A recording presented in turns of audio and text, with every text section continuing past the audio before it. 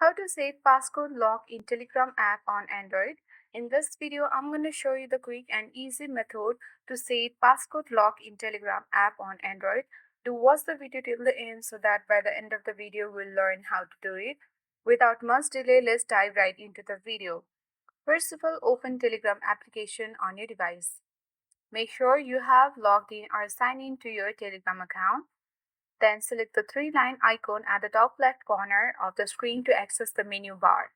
There you will find settings option. Simply tap on it to access the settings page. And on the settings section, you have to select privacy and security. You will see different options. Just tap on passcode lock option and then select enable passcode button. Once you have done that, you have to enter the 4 digits that you will use to unlock your Telegram app. So let's enter it. Once you have done that, re-enter your password again.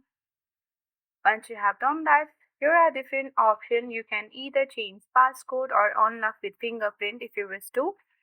If you don't wish to unlock with fingerprint, you can toggle off the button. You can also auto lock. The timer you can set for the auto lock in 5 minutes or in 1 minute, or you can disable auto lock as well. So let's select in 1 minute, and after you exit from the Telegram app, and then after 1 minute there will be the lock.